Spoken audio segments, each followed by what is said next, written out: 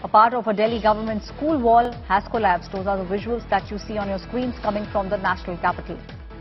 में 4 मंजिला इमारत गिर गई, जिससे कई लोग मलबे में फंस गए। बिल्डिंग की ऊपरी 2 मंजिलें गिर गई हैं।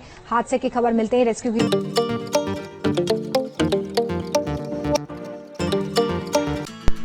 एक बिल्डिंग कोलैप्स के 3 रीजन होते हैं। पहला, पैसे बचाना या फिर मटेरियल बचाना। दूसरा, इंजीनियर हायर ना करना। और तीसरा, खुद इंजीनियर बन जाना। तो अगर आप खुद इंजीनियर बन रहे हैं तो ये चीज आपके साथ भी हो सकती है। खाली करा लिया गया था।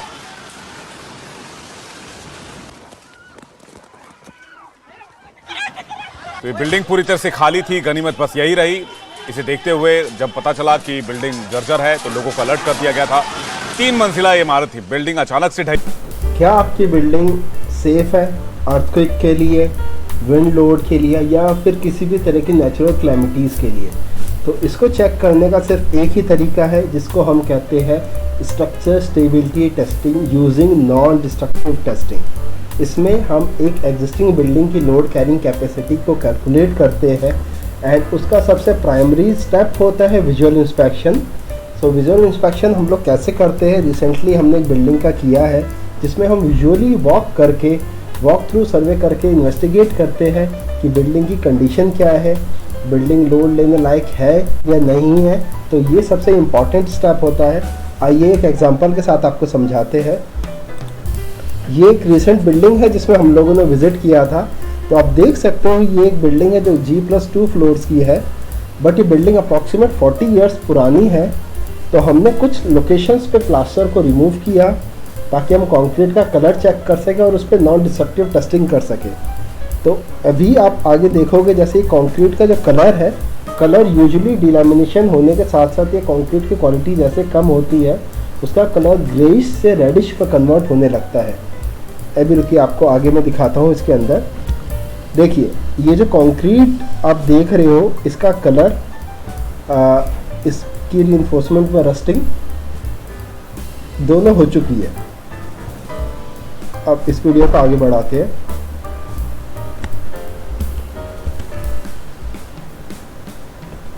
ठीक है, रीइंफोर्समेंट पर अप्रॉक्सीमेट 10 to 15% डायमीटर लॉस हो चुका है एज पर विजुअल इंस्पेक्शन। ये जो स्ट्रक्चर है बेसिकली मैशनरी फ्रेम्ड स्ट्रक्चर है जिसमें बीम्स है, स्लैब्स है, आरसीसी की है, but load bearing members wall है। इसमें भी आप देख सकते हो कंक्रीट की क्वालिटी, इसका कलर जो है हल्का सा रेडिश हो रखा है, मींस डिलैमिनेशन काफ़ी लेटर स्टेज पे पहुंच चुकी है। रस्टिंग भी काफ़ी हो रखी है रीइंफोर्समेंट पे। इसके रिब्स, जो रीइंफोर्समेंट के रिब्स होते हैं जो इसकी बेसिकली ग्रिपिंग बनाते हैं, वो ऑलमोस्ट लॉस हो चुके हैं। इस वीडियो में आपको क्लियरली दिख रहा है, बट एग्रीगेट की क्वालिटी अच्छी थी जो उस वक्त यूज़ की गई थी। अब हम रूम के अंदर जाते हैं। बेसिकली इस टाइप का ये रूम था जिसमें बीम्स थी, एक लंबा स्पैन था जिसको कंट्रोल करने के लिए बीम्स दी गई थी। तो उसमें भी हमने रीइंफोर्समेंट को ब्रेक किया है, माइनर टेस्टिंग करी है चेक करने के लिए कि क्वालिटी कैसी, सो दैट हम डिसाइड कर सके हमें कौन कौन से टेस्ट करने हैं इसकी लोड कैरिंग कैपेसिटी एग्जामिन करने के लिए। तो ग्राउंड फ्लोर में बेसिकली एक रूम एंड एक किचन था। ये बिल्डिंग का बैक साइड का एरिया है जिसे सेटबैक भी यूजुअली सेटबैक एक तरह से इन्होंने कवर किया हुआ है एक टेम्परेरी शेड डाल के। ये शेड की कंडीशन यूजुअली 10 साल में ख़राब हो जाती है, तो आपको रिप्लेस करना होता है सिर्फ, और कोई मेजर रिक्वायरमेंट होती नहीं है शेड में। अब एक बार बिल्डिंग के ऊपर चलते हैं, फर्स्ट फ्लोर पे क्या है। ये तो ग्राउंड फ्लोर का एक वॉक थ्रू सर्वे हो गया कि फ्रेम्ड स्ट्रक्चर है। एक चीज़ और, अगर आप इसमें देखोगे, मुझे नहीं पता ये वीडियो में दिख रहा है या नहीं दिख रहा, but because settlement diagonal cracks machinery walls में आ रखे हैं। डायगोनल क्रैक्स क्या होते हैं? बेसिकली वो उस टाइप के क्रैक्स होते हैं जो सेटलमेंट की वजह से डेवलप होते हैं। ये एक वॉल के टॉप से बॉटम में डायगोनल फॉर्म में डेवलप होते हैं।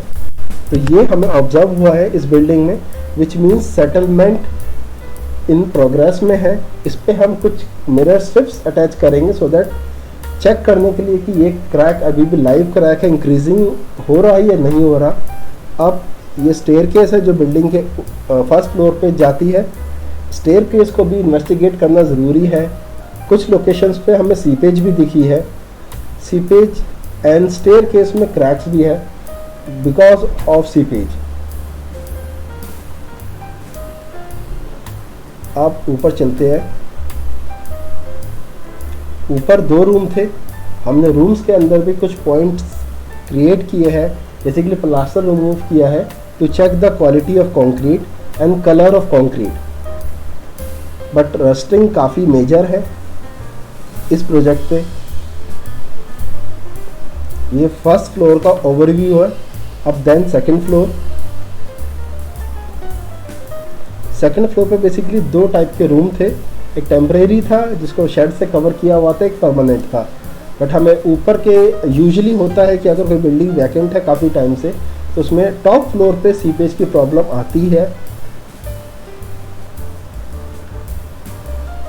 ये इस फ्लोर का प्लान है, आप देख सकते हो। इसमें काफ़ी टॉप फ्लोर पे यूजुअली सीपेज की प्रॉब्लम होती है, तो वो कोई कंसर्न नहीं। यूजुअली एक 10-12 साल के बाद वाटर प्रूफिंग की क्वालिटी ख़राब हो जाती है या उसकी लाइफ ख़त्म हो जाती है, जिसकी वजह से वो उसकी कैपेबिलिटी वाटर पेनिट्रेशन रोकने की वो अब ख़त्म हो जाती है। आप स्टेयरकेस पे देख सकते हो काफ़ी सीपेज है और वो मेजर है एंड कुछ क्रैक्स भी डेवलप हो चुके हैं। आप टेरेस पे जाते हैं हम लोग, बट टेरेस के ऊपर जो ममटी है, ममटी में काफ़ी ज़्यादा सीपेज थी, जो इनिशियली तो ठीक है बट लेटर स्टेज में ये रस्टिंग को और डेवलप कर देगा and ultimate floor carrying capacity structure की रिड्यूस हो जाएगी। ये इसका टेरेस का व्यू है, जो नॉन मेंटेनेंस की वजह से उसमें एल्गी, वाटर टैंक की लोकेशन पे प्लांट, ये सब चीज़ों की डेवलपमेंट हो चुकी है।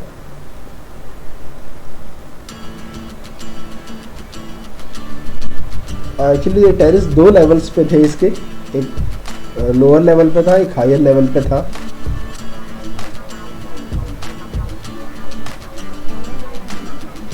जो जॉइंट्स थे, जो फ्लोर वाटर जो टाइलिंग बिछा रखी थी इन्होंने टेरेस में, उसके जो जॉइंट्स थे वो यूजुअली खुल गए थे, सो उनके थ्रू भी पानी पेनिट्रेट करता है।